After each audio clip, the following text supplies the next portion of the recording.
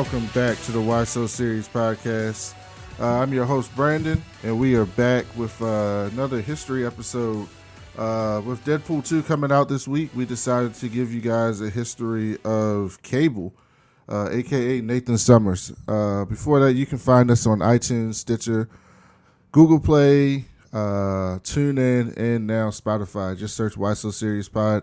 Please leave us a 5-star review.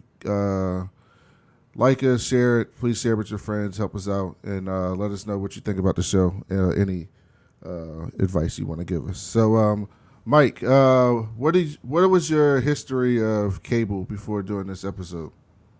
All I knew about Cable was I played the Deadpool video game a couple years ago, and I think he was in that. And I think I've seen him in a few. I love that fucking game, by the way. Yeah, that game's great. And I remember seeing him as like a supporting role in a few of the like Marvel animated stuff, and like even some comic. All I knew about him though was that he's some time traveling cyborg. That's it. Yeah. Before it started. So Cable, aka Nathan Summers. So I guess we'll start with his origin, which is fucking convoluted as shit. So Cable. So the X-Men have a lot of fucking time travel, and when you start talking about the Summers, so Scott and Jean and Hope and Rachel and Cable, it's Mr. Sinister and Apocalypse.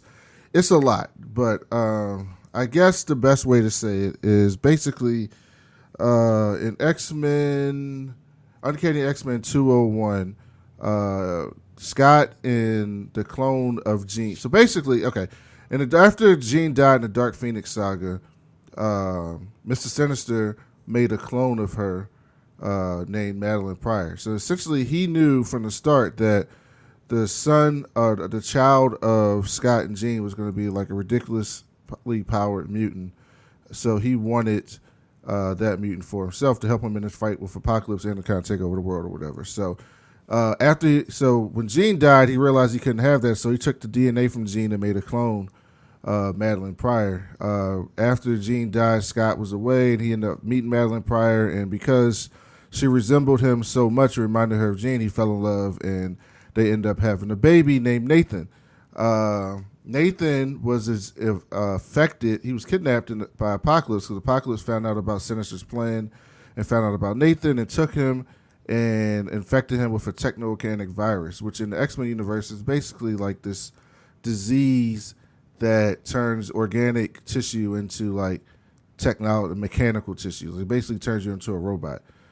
So Scott, the Cyclops, was like, so this woman from the 2,000 years in the future who was fighting Apocalypse in the future, Ascani, came back in the past and told Scott that Nathan was going to die unless she took him to the future where we could treat his disease. So Scott let her take him.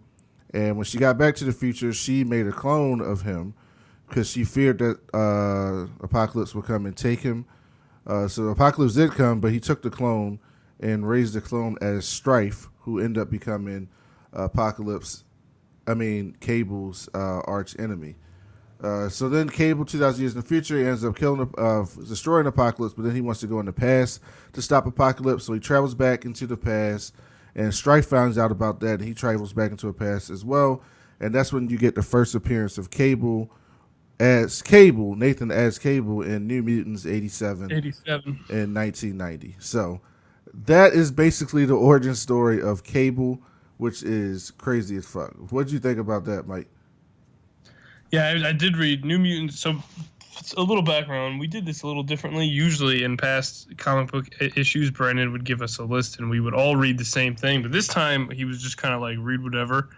And I kind of like this because I don't know if you read the same things that I read, but New Mutants 87 was one of the ones that I did read, and I found it interesting. Before we continue, I want to mention that Cable, you talked about his cybernetic stuff, but he also has telepathy, telekinesis, technopathy, which is like the manipulation of technology because of his cybernetic enhancements, and he's an expert hand-to-hand combatant and marksman. The son of Scott Summers. Yeah, he's brutal. Two of my favorite stories. One of them, he takes on there's like, I guess it was kind of confusing, but he sacrificed himself in his timeline, and he had like 24 hours, and he was under the impression that the only way to save his timeline was to just go back and kill all the Avengers. And like, he just, did you read that one? No, but that's Avengers Extinction. Extinction, yeah. I read Extinction, and he basically he didn't really take them on as a team, because I don't know how that would have went, but he kind of hunted them all down one by one and just eliminated them pretty brutally. He's a really brutal character, and Brandon knows I like my brutal characters like Batman and Daredevil. So I had a lot of fun. Cable, but he's like ridiculously powered on top of that, and he's like a great leader, like a soldier. And Mike's boy Rob Liefeld helped create Cable. And if you ever go back and read the old stuff, like not old, it's not, well, for some people it's old, but the early 90s stuff, like Cable is like such a 90s creation, like Cable and Strife. He reminds me, I get such Punisher vibes from him. Like, it's kind of badass like that, but if you look at just how they're depicted, like it's such a, like the artwork is so 90s, like they're just over the top muscular, like ridiculously huge. Even gigantic. Still, he's still depicted that way. He's just like ridiculously fucking huge. And Strife has like this big ass fucking crown and super silver, like shiny ass suit. Like it's just such a 90s thing when you go back and read it. But when you first see him, he basically turns the New Mutants and gets them into a team to fight Strife's Mutant Liberation Front, the United States government and the Freedom Force. And he's basically like this leader, but he's kind of this mysterious figure. So at this point, nobody knows that he's Nathan Summers and he's Cyclops' son. He's just this dude that came back in time that knows some shit and seems like a decent dude, but kind of mysterious. And so basically in the New Mutants run, he is out here trying to find Strife, but they're the Mutant Freedom Force and everybody's trying to stop him because they don't know anything about him. He's basically taking on the X-Men, the New Mutants, the Avengers at different points in his comic book career. Yeah, so he's always doing that, and oftentimes it's like a red herring, like it changes. But at the end of New Mutants 100, his team was so popular with the X-Force that they created their own book called X-Force, which ran a long time in the early 90s. And it has some more reincarnations in the 2000s, and then one of my favorite books, Uncanny X-Force, in the later 2000s, which is really good. But you find out that Strife killed Cable's son, or not killed him, but like really caused him to die, Tyler, in the future. And at this point, Cable is telekinetic, but he's not showing anybody that. So like Domino, he shows that he has a previous relationship with Domino, he has a previous relationship with Wolverine. These people know who he is, but you've never met him before in the comic books. And at one point, he's like in a room with Domino, like picking shit up with his telekinesis, and she's like, how long are you going to hide this from the rest of the team? So they start to slowly show you like that he has more power than you can think, and he's more and more powerful. And one of the big story arcs is Executioner's Song in X-Force. Oh, I like that one too. I read that one. And so basically, somebody shows up, and Cable shows up, or someone who looks like Cable shows up and shoots the fuck out of Professor X. And Professor X is shot, and he's infected with the techno-organic virus, and he's dying. And all the X teams are looking for Cable because they saw him. They're like, Cable did this shit. Meanwhile, Scott and Jean were kidnapped by Sinister, Mr. Sinister, and he tricked people to thinking that it was Apocalypse who did it. And then he sold them to some mysterious figure who you don't know who it was. Professor X is affected with this virus, and he's dying. Everybody's trying to figure out where the fuck is Cable, and all the X groups get in a fight with the X Force, and other groups trying to find Cable. And you eventually find out that Strife is the fucking mastermind behind all this. So Strife, he disguised himself as Cable. Well, he looks like Cable. He just basically put Cable's outfit on and did that shit. Yeah, and he is the one who bought Jean and Scott from Sinister.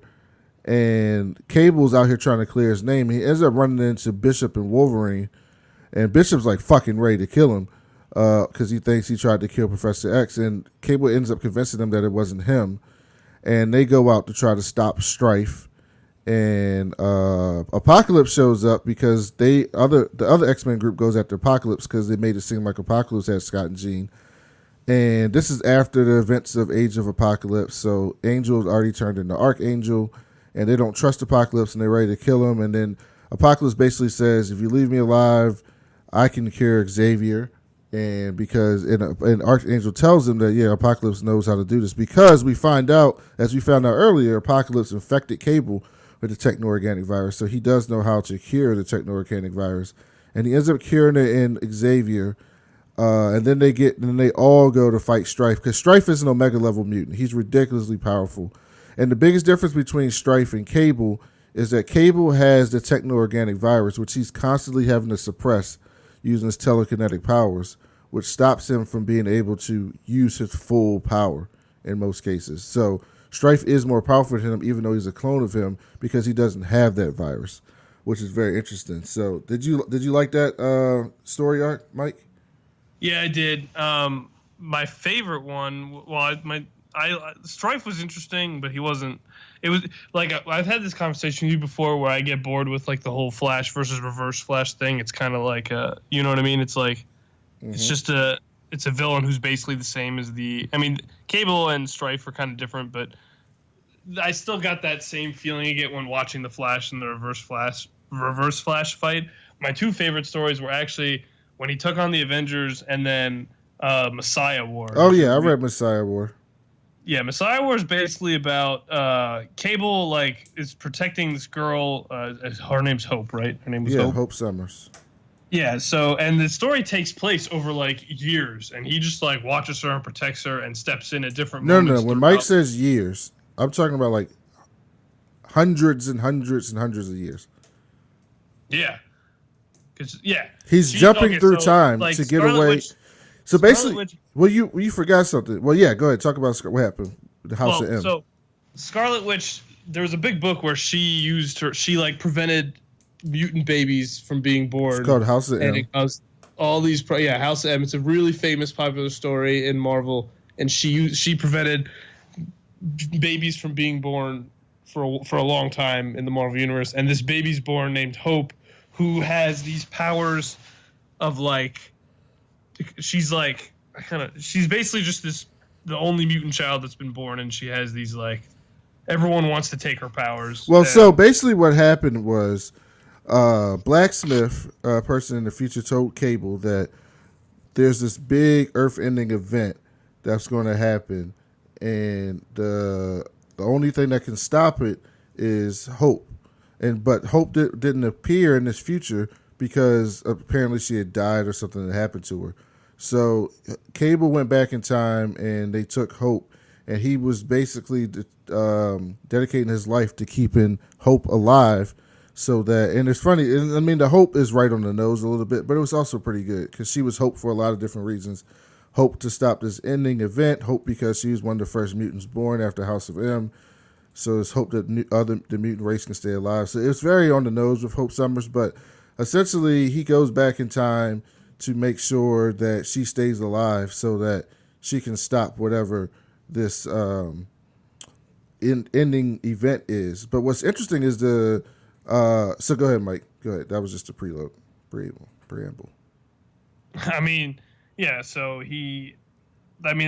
that's basically what I was going to say. He protects her for she lives a long time. It's not like a normal. But you also find out that Bishop is traveling through. So he's basically jumping. Cable and Hope are jumping through different time periods.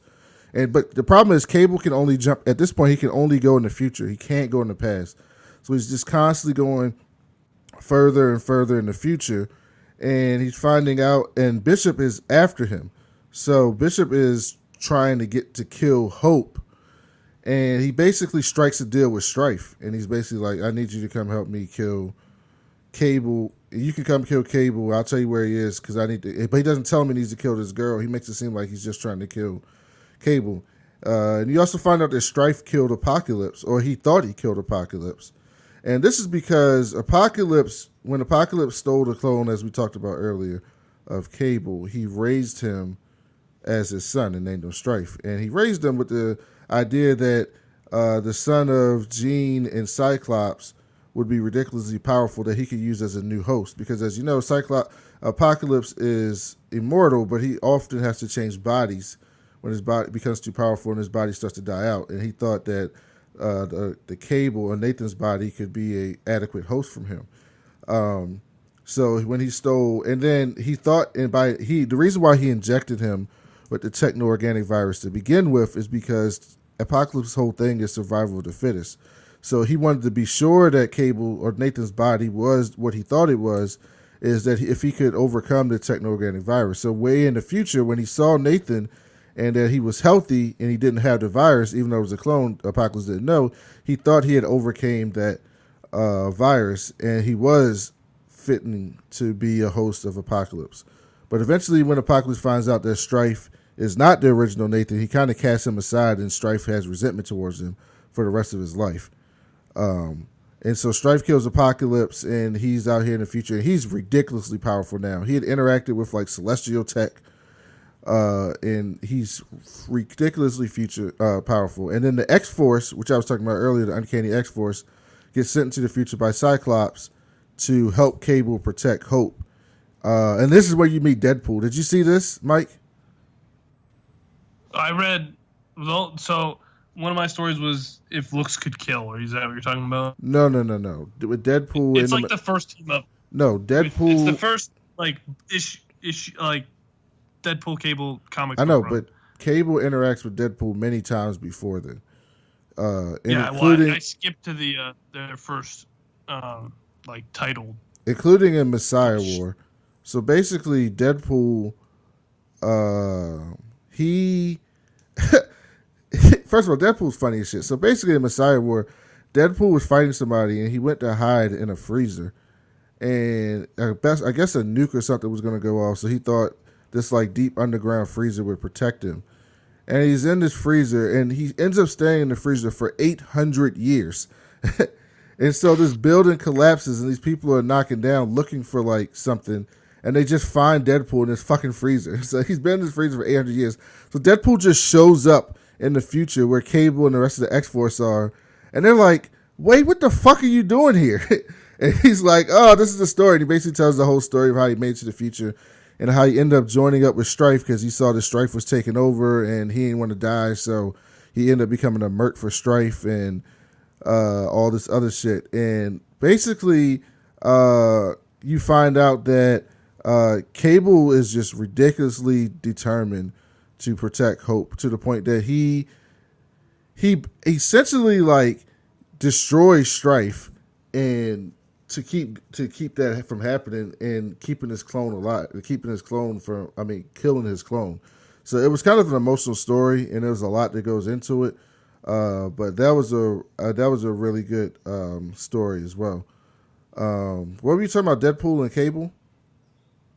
Deadpool and Cable had this introductory team, but like they had a bunch of like runs together. But the first one, I'm pretty sure it was the first one. Well, it was called If Looks Could Kill, and it was kind of like I thought it would be like the same as other team ups that I've read, like Wolverine and Spider-Man, where they're teaming up for a specific reason to do a specific thing to take down a specific enemy, and it kind of wasn't like that. It was kind of like Marvel wrote this book as their like good cop bad cop like buddy cop comic book, where obviously Cable is the like hard hitting, like I just want to finish this mission, we need to finish this mission cop, and then Deadpool's like let's just goof around and mess around the whole time. And they don't really like, as far as I didn't read the whole run because it goes on for a while, but from what I read, they kind of just like they take down the bad guys, and it's all like just this relationship. It builds this relationship between Cable and Deadpool, where like Deadpool's Deadpool, and then I can't. We all know how Deadpool is, but Cable's kind of just like he goes on these missions with Deadpool, but he's always like frustrated because Deadpool's off doing something else or really only just trying to have a good time. They're armed to the teeth, and they live with each other. And Deadpool drives him crazy. It's just like a more fun book with a lot of dark humor in it, but it's not like it doesn't have like a lot of these world-ending like Apocalypse is coming to destroy us and we need to team up to. It's just kind of like this fun buddy cop thing, and I read that because I'm pretty sure that's kind of what we're going to be getting in the Deadpool movie, the second Deadpool movie, because obviously like the Avengers aren't going to show up. I don't think they're going to pack Strife in there. I think we're just going to get a lot of Deadpool and Cable like interacting very much in the way that this book depicted it. I recommend it, but like I said, it wasn't anything like major, which was kind of nice to see. Like I almost feel like I'm tired of reading these like stories where something's always like there's this great loss that you're waiting for, like the nuke that you were talking about. Or it's not really like that. It's just this more. It's a lot more like down to like the little guy stuff again that comic books kind of started. You know what I mean? Well, in the first story arc, Deadpool was hired by this like cult church, and basically they were like, if we change everybody's skin color to blue, there'll be no more racism and the world will be better. And so Deadpool like buys into this shit. He ends up getting his fucking skin turned blue, but the virus that they used to do that was flawed and fucked him up, and it almost killed Cable and Deadpool. And then they had to like mix their DNA to save each other, and then they go after. And Cable basically uses his powers to fucking distribute this virus to everybody in the world himself, because he's basically at this point in his timeline, he has controlled his techno-organic virus so good that he doesn't even have to really think about it. So he is ridiculously powerful at this point, and he's basically like, I'm going to be able to control the world through this virus so that people can be better people. And it's really funny seeing this, because the entire purpose of this story arc and this story is really just like, it's really just Deadpool and Cable, like Mike said, doing a buddy cop, but it's specifically the Cable. It's Cable just being like wanting to make the world a better place. So like the whole different volumes of it is Cable doing one thing or another to make the world better, and he and Deadpool are basic. He is like Deadpool. He plays it straight, but when he's away from Deadpool, he starts to like act like Deadpool, which is funny.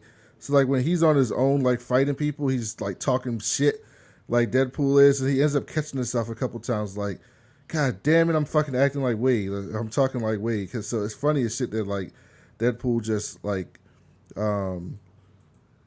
rubs off on him. Mike, did you read anything about X Force? Because X Force is going to be in the movie as well.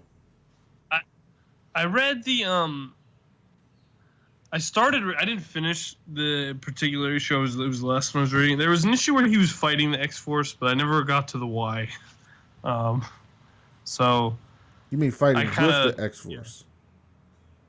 Yeah. Anyway, yeah, that's what I mean. Yeah, just fighting with the X Force, but I didn't read enough of it to graduation got in the way of that, so I just stopped. So the original lineup for X Force was Boom Boom, Cable, Cannonball, Domino, Pharaoh, who looks crazy as shit back then. It's like this crazy cat looking thing. Shatterstar and Warpath.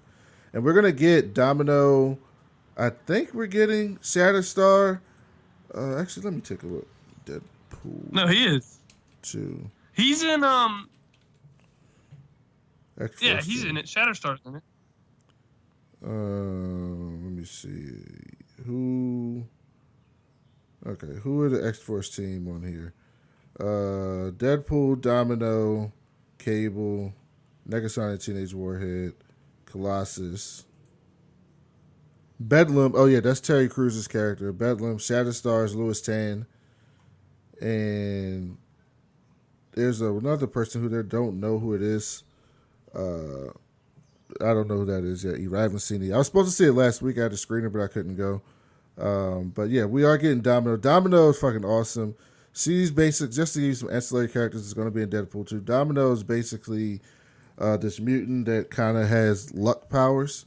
So basically, she can't really die, or because whenever something happens for her to die, it just like luckily doesn't happen to her. So, for example, like if she shot a bullet in the air, just shot it in the air, her powers would make the bullet like land on her enemy, even though she's not like aiming for the enemy. So she's kind of got like luck powers in regards to that, which is kind of cool. And she has a lot of interactions with. They kind of like hint to like her being in like a relationship with Cable at some point, or having some type of relationship, which I don't think they're going to. They had one in the comics. Yeah, they had some type of relationship, but I don't think they're going to do that in the movie because just of the age. Like it just looks weird. Cable's old as fuck, and Domino's like 20 something, so that would just be really weird. But she is going to be in the movies, and I think she's going to be a big part of that film. Who else is in there? Bedlam. I didn't really see Bedlam or any of these other characters a lot. I did see Shatterstar a lot when I was reading X-Force. Shatterstar is kind of powerful as shit. So he's got an accelerated healing factor. He can generate like vibrational sound waves. So he can like control vibrations and can really like fuck people up with that. So I think we're gonna see him in the film, and he's being played like Louis Tan, which is kind of cool as shit. So I'm interested to see how they portray that as well. Let me see. What else did I have here in my notes?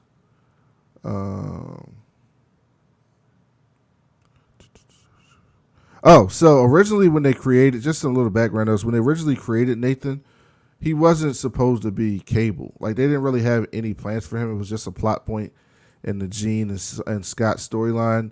It was not until later when Liefeld and Louis Simonson decided that for their story, they wanted to bring a leader back, and they were going to make him be the Nathan Summers who went to the future. So it happens a lot in comic books where